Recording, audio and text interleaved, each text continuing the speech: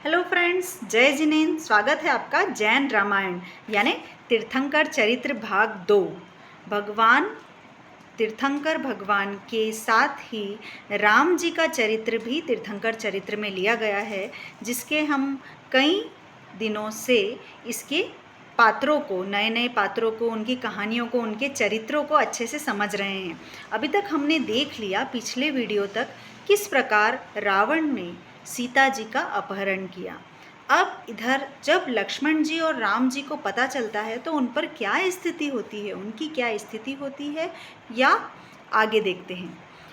रामचंद्र जी लक्ष्मण के सिंहनाद के भ्रम में युद्ध स्थल पर पहुंचे तो लक्ष्मण को आश्चर्य हुआ। उन्होंने पूछा, आप भाभी को अकेली छोड़कर यहाँ क्यों आए? राम ने प्रति प्रश्न किया, तुमने सिंहनाद क्यों किया? लक्ष्मण ने कहा, मैंने सिंहनाद नहीं किया, किसी धूर्त ने आपको धोखा दिया है। अवश्य ही किसी दुष्ट ने पूज्या का अपहरण कर लिया होगा।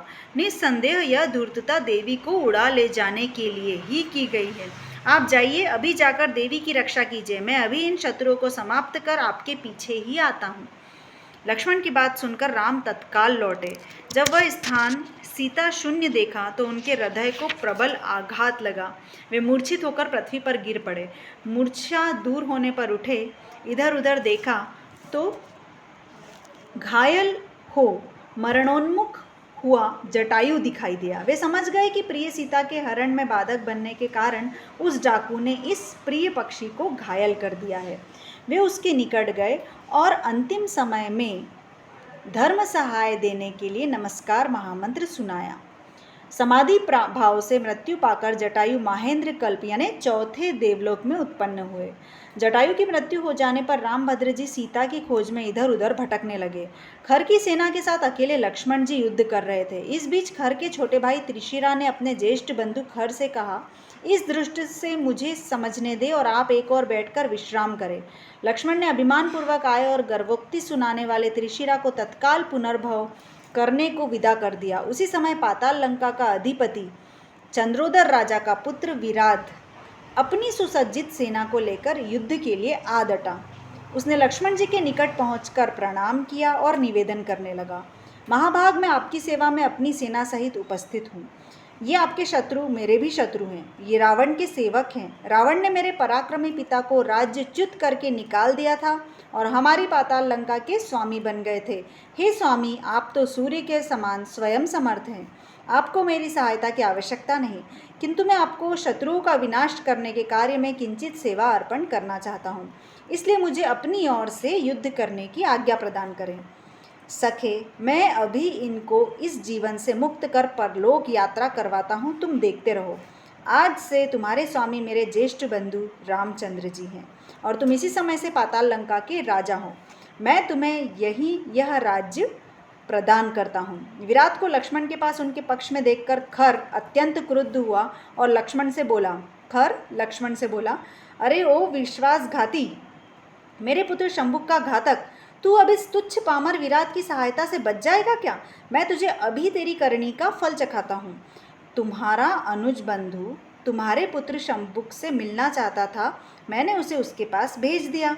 ऐसा लक्ष्मण जी खर को संबोधित करते हुए कहने लगे, यदि तुम भी पुत्र से मिलना चाहते हो तो तुम्हें भी वहाँ भेज सकता हूँ। मूर्ख शंभुक का वध तो मेरे प्रमाद एवं अनजान में हुआ है। वह कृत्य मेरे पराक्रम का नहीं था, किंतु तू अपने को वीर एवं योद्धा मानता हो तो मैं तत्पर हूँ। इस वनवास में भी मैं यमराज को तेरा दान करके संतुष्ट कर सकूंगा। लक्ष्मण जी ने खर को इस प्रकार संबोधित किया। लक्ष्मण जी की बात सुनकर खर के क्रोध में अभिवृद्धि हुई। वह तीक्ष्ण एवं घातक प्रहार करने लगा। लक्ष्मण जी ने भी बाण वर्षा करके उसे ढक दिया।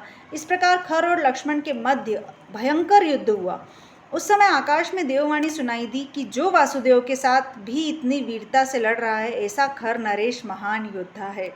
यहाँ देखिए, जो व्यक्ति राक्षस है या बुराई के पक्ष में लड़ रहा है, उनकी भी देवता प्रशंसा कर रहे हैं, क्योंकि उनमें वीरता गुण है। यह देववाणी सुनकर लक्ष्मण ने सोचा, खर के वध में विलंब होना खर के महत्व को बढ़ाने के समान है। उन्होंने शूरप्र अस्त्र का प्रहार करके खर का मस्तक काट दिया। खर के गिरते ही उसका भाई दूषण राक्षसों की सेना लेकर युद्ध में आ डटा, किंतु थोड़ी ही देर में लक्ष्मण ने उसका और उसकी सेना का संहार कर डाला। युद्ध समाप्त कर और विराट को साथ लेकर लक्ष्मण जी राम के पास पहुँचे। उस समय उनका बायां नेत्र फड़क रहा था।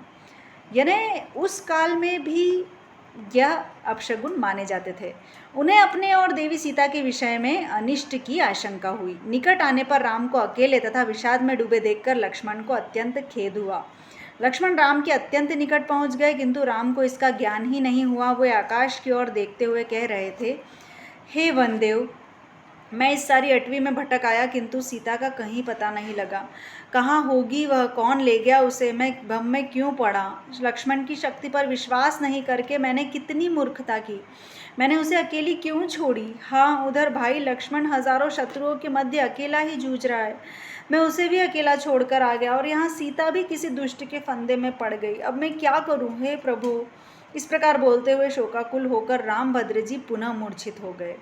उनकी यह दशा देखकर लक्ष्मण जी भी विचलित हो गए। वे बंधुवर के पास बैठकर कहने लगे, हे आर्य, यह क्या कह रहे हैं आप। मैं आपका भाई अपने समस्त शत्रुओं पर विजय प्राप्त करके आपके पास आया हूँ। लक्ष्मण के वचन सुनते ही राम में स्फूर्ति आई। लक्ष्मण का आना उनके लिए अमृत तुल्य हुआ। वे उठे और लक्ष्मण जी को अपनी दोनों भुजाओं में बांधकर आलिंगन किया। लक्ष्मण जी का भी हृदय भर आया। स्थिति चाहे कैसी भी हो, अपनों के मिलने पर एक अलग ही आनंद आता है। उन्होंने कहा, पूज्य, किसी धूर्त ने छल पूर्वक सिंहनाद करके आपको ठगा और देवी का अपहरण किया, किंतु मैं उस दुष्ट को देवी के साथ लाऊंगा। वह अधम अपने पाप कर्म का फल अवश्य भुगतेगा। हमें तत्काल खोज प्रारंभ करनी है। सर्वप्रथम इस विराट को पाताल लंका का राज्य प्रदान करें। युद्ध के समय यह मेरे पक्ष में आकर शत्रु से लड़ने को तत्पर हुआ था। तब मैंने इसके पिता का राज्य वापस दिलाने का वचन दिया था। अब उस वचन को पूरा करें और फिर देवी की खोज में चलें। विराट ने भी उसी समय अपने विद्याधर अनुचरों को सीता की खोज के लिए चारों ओर भेज दिया। उन विद्याधरों के आने तक रामभद्रादि वहीं रहे और शोक, चिंता, उद्वेग पूर्वक समय व्यतीत करने लगे। बहुत दूर दूर तक खोज करने के बाद भी वे विद्याधर निराशापूर्वक लौट आए। उन्हें निराश एवं अधोमुख देखकर रामभद्र जी आदि समझ गए। उन्होंने कहा, भाई, तुमने परिश्रम किया, किंतु हमारे दुर्भाग्य ने तुम्हारा परिश्रम सफल नहीं होने दिया। इसमें तुम्हारा क्या दोष। जब अशुभ कर्म का उदय होता है तब कोई उपाय सफल नहीं होता है। स्वामिन, आप खेद न करें। खेद रहित होकर प्रयत्न करने में ही सफलता का मूल रहा है। मैं आपका अनुचर हूँ। आज आप मेरे साथ पधार कर मुझे पाताल लंका में प्रवेश करवा दें। वहाँ से देवी की खोज करना बहुत सरल होगा। राम, लक्ष्मण, विराट और उसकी सेना के साथ पाताल लंका के निकट आए।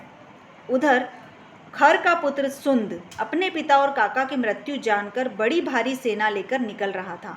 नगर के बाहर ही विराट के साथ उसका युद्ध छिड़ गया।